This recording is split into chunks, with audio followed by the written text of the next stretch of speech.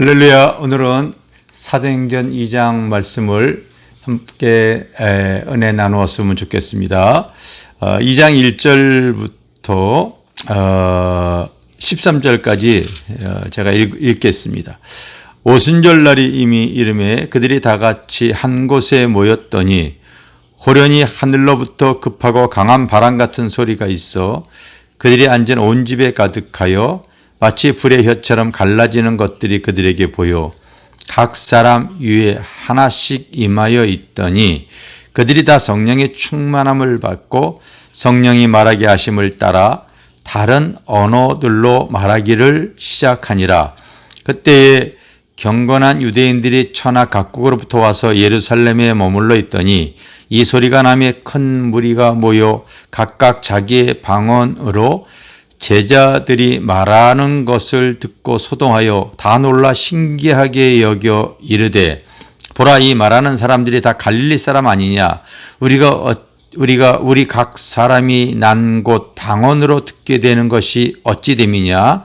우리는 바데인과 메데인과 엘람인과 또 메소포타미아, 유다와 갑바도기아, 본도와 아시아, 부르기아와 밤빌리아, 애국과 및 구레네에 가까운 리비아 여러 지방에 사는 사람들과 로마로부터 온 나그네 곧 유대인과 유대교에 들어온 사람들과 그레데인과 아라비아인들이라. 우리가 다 우리의 각 언어로 하나님의 큰 일을 말함을 듣는도라 하고 다 놀라며 당황하여 서로 이르되 이 어찌된 일이냐 하며 또 어떤 이들은 조롱하여 이르되 그들이 세술에 취하였다 하더라. 이 약속했던 성령님이 그들이 사모하여 기도하고 애를 쓸 때에 이제 오순절 날에 그곳에 기도했던 무리들에게 임하는 내용이 나옵니다. 근데 이 임할 때에 오늘 본문에 보게 되어지면은요, 그들에게 충만하게 임할 때 마치 불의 혀처럼 갈라지는 것들이 불의 혀와 같은 성령이 바로 임했던 내용을 주목하시기 바랍니다. 성령님은 진리의 영이기 때문에 항상 상황에 맞게 역사하십니다. 왜 그들에게 강한 성령이 임할 때 불의 혀와 같은 성령이 임했냐면요, 당시에 예루살렘 성전에 그 모여있던 절기를 지키려고 왔던 사람들은 바로 유대 사람들만이 아니었습니다. 즉 이스라엘 사람들만이 아니라 오늘 본문에 보면은요, 각국에 흩어져 있던 사람들이 다 몰려왔던 거예요. 그 사람들에 보면은 바로 오늘 본문에 나와 있는 내용 그대로 바데인과 메데인과 엘람인, 이 사람들은 바로 인도와 이란 지역에 있는 사람들이었고요. 또 유대와 가바도기아, 본도 아시아, 이건 터키와 소아시아 지역에 있는 사람들이었고, 바로 애국과 구레네 사람, 바로 리비아와 여러 지방에 사는 사람들, 리비아와 여러 지방은 아프리카, 북아프리카 쪽이었고, 또 로마로부터 온 나그네 유대인과 유대교에 들어온 사람, 그레데인과 아라비아인들, 이 사람들은 유럽 지역에 있는 사람들이었죠.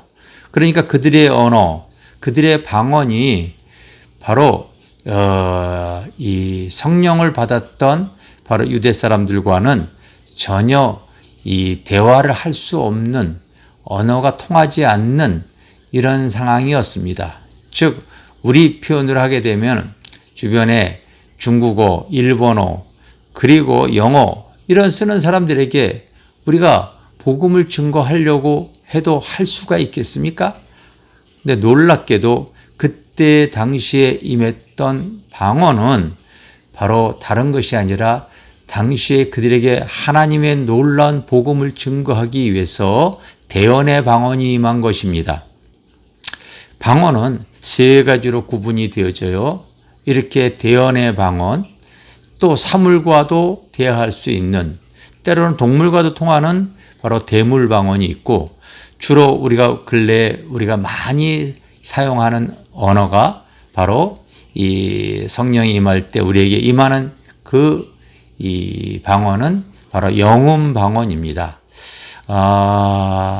제가 쓴 책에 이런 책이 하나 있어요. 방언으로 열리는 성령의 은사하는 이런 책이 있습니다. 여기가 10여 년 전에 나온 책인데요.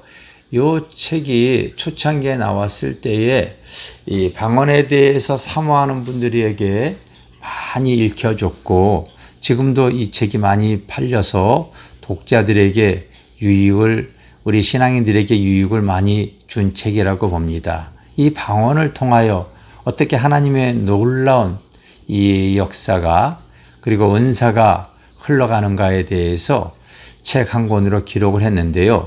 이 내용을 내가 이 짧은 시간에 다 말을 할 수는 없지만은 요약해서 말한다면 이런 내용입니다.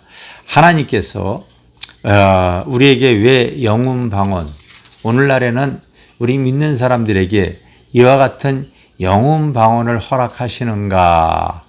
아까도 제가 얘기했지만은 반복해서 제가 말씀드리자면은 진리의 성령은 상황에 맞게 역사하신다는 것이지요.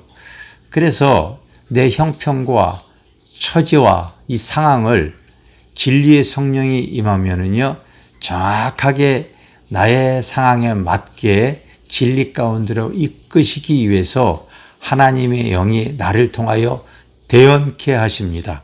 즉 나의 의식, 나의 생각, 나의 삶의 변화가 꼭 필요합니다. 여러분, 고린도전서 2장 9절서부터 보게 되어지면 이런 내용이 기록이 되어져 있죠.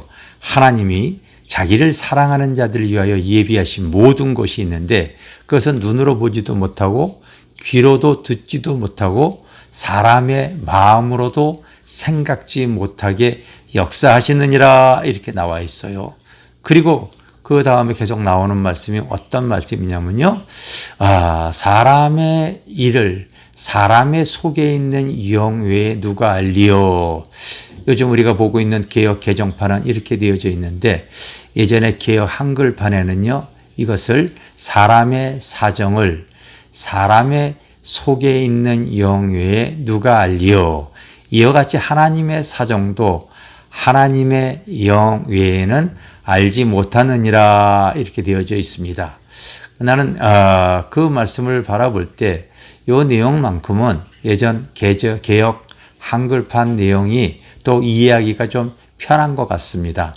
왜냐하면 사람은 그 사람의 형편과 처지와 사정을 바로 진리의 성령이 오실 때에 그 사람에 대해서 정확하게 아시는 것이죠. 내가 먼저 복음을 증거하기 위해서는요, 하나님의 영혼 방언이 나에게 오셨을 때에 나의 의식, 생각, 삶의 변화가 일어나지 않고서 내가 사람이 거듭나지 않고 새로워지지 않고 달라지지 않은 가운데 옛사람의 모습은 어떻습니까? 여러분, 요한복음 3장에 보면 주님께서 바로 니고데모가 주님과 만나는 대화의 내용이 나와 있죠. 그가 밤에 주님께 찾아와서 주님께 칭찬하는 것 같지만 주님은 그를 바라보고 이렇게 얘기합니다. 내가 진실로 진실로 너에게 말하는데 네가 물과 성령으로 거듭나지 아니하면 하나님 나라 보지 못하고, 또 네가 물과 성령으로 또 얘기하는데 거듭나지 아니하면 하나님 나라 절대 들어갈 수 없다, 이렇게 얘기를 하고 있습니다. 바로 나의 생각이 거듭나야 되지요.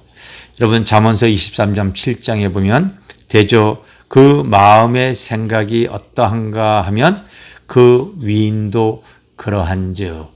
사람은 여러분 꼭 마음에 담고 있는 것을 입으로 표현을 합니다. 이 말이라고 하는 것은 속 사람에게 담고 있는 것을 입으로 표현하고 있습니다. 그래서 그 사람의 언어가 그 사람의 세계입니다. 주님을 몰랐을 때 그 사람의 의식, 그 사람의 생각, 그 삶이 이 과거에 붙잡힌 사람들이 있어요. 과거로부터 어렸을 때 자랄 때 부모로부터 형제로부터 또 내 지인을 통하여 받은 그 상처, 속임수, 그걸 통하여 눌림을 받고 고통을 당하는 사람들, 그것 때문에 우울한 사람들 많이 있습니다. 또 이 세속의 용이 주변의 지인들과 살아가면서 거짓으로 말미암아 속임을 받고 또 인간은 끝없는 욕망을 통하여 자기의 욕망을 채우기 위해서 얼마나 분노하고 얼마나 잘난 체하고 얼마나 세속적으로 그 죄악에 빠져 있는지 모르겠습니다. 그것을 다 그가 입으로 표현을 하게 되어져 있죠. 그래서 무엇을 바라보느냐, 안목의 정욕, 무엇을 생각하느냐, 무엇을 듣느냐, 이것을 통하여 나의 심령이 더럽고 어두워지고 혼돈스럽습니다. 이 사람이 새로워지지 아니하면 그 사람은 부정적인 사람으로 살아가게 되어져 있죠. 여러분, 컵에 물이 반이 들어가 있다고 생각해 봅시다. 이 부정적인 사람은 그 컵의 물을 바라보면서 이렇게 얘기합니다. 물이 반밖에 없네. 그런데 긍정적인 사람은 그렇게 표현하지 않아요. 아직도 물이 반이나 있구나. 바로 긍정과 부정의 차이입니다. 내가 달라지지 않고서 어떻게 다른 사람에게 사랑을 줄 수 있고 어떻게 믿음으로 행할 수가 있고 어떻게 그 비전을 나눌 수가 있겠습니까? 항상 사람들의 언어가 과거에 붙잡힌 사람, 힘들다, 안 된다, 거짓과 더러움과 그리고 할 수 없다, 그리고 분노와 그리고 이 붙잡혀 있는 그의 영을 통하여서 거짓들이 입속에서 흘러나오고 있습니다. 예수 안에 변화된 사람은요, 그 입술의 모습이 달라요. 그 두려움이 변하여 기쁨이 되어지는 것이죠. 그래서 힘든 사람은 하나님 기도하게 하시고 또 그 입술에 찬송이 흐르게 하시고 할 수 있다는 말이 나오고 믿음으로 살 수 있고요. 항상 그에게 감사가 흘러나오고요. 그의 언어가 미래적 소망을 말하게 되어져 있습니다. 그래서 예수 믿는 사람에게는 아이나 젊은이나 늙은이나 꿈과 환상과 예언을 주리라. 이것은 바로 미래적 현실, 비전을 말하는 것이지요. 미래에 대한 소망을 꿈꾸게 하시기 때문에 그 언어가 밝아지고 기쁘고 긍정적입니다. 그 사람의 언어가 그 사람의 속사람에 담고 있는 것이 나오기 때문에 그런 것이죠. 예수를 통하여서 하나님은 우리에게 왜 영혼 방언을 주시냐? 그 방언을 통하여 내가 눌리고 상처받고 죄악된 것을 하나님은 바로 말씀을 통하여 기도할 때 깨닫게 하시고 회개케 하시죠. 그래서 그가 거듭날 때 그는 또 언어가 달라지고 하나님과 진리를 통하여서 계속해서 거듭나고 변화되어지는 것을 바로 진리의 성령께서 이끌어 가시기 때문에 할 수만 있다면 여러분 방언을 받고 영혼 방언을 많이 하십시오. 말씀 듣기 대하고 진리의 말씀을 대하고 설교나 성경을 읽거나 아니면은 깨달음이 왔을 때 그것을 붙잡고 기도할 때 성령은 틀림없이 나의 부족함, 연약함, 더러운 것을 회개케 하십니다. 그리고 나서 주님과 사귐의 관계로 또 주님은 진리를 소유해 나갈 수 있도록 하나님께서 바로 이끌어 가시는 줄 믿습니다. 방언을 통하여서 그 사람이 얼마든지 하나님의 영이 그 안에 임하게 되어지면 그 사람의 사정을 그 사람의 속에 있는 영을 하나님의 영이 그를 바로 이끌어 가시고 하나님의 영으로 변화시키시고 하나님의 영으로 의가 드러날 수 있도록 하나님의 나라의 일꾼이 되어 수 있도록 역사에 가시는 줄 믿습니다. 내 삶이 긍정적이고 내 삶이 기쁘지 않고 내 삶의 변화가 일어나지 않을 때에 어떻게 하나님의 나라 전도할 수 있겠습니까? 바로 사람은 담고 있는 것을 입으로 표현하는 것인데 하나님의 영이 임할 때 영혼 방언을 주시는 것은 나를 변화시키고 그리고 하나님의 나라에 쓰임받기 위해서 속사람의 변화를 주시는 줄 믿습니다. 할 수만 있다면 방언기도 많이 하시기를 주님의 이름으로 축복합니다. 감사합니다.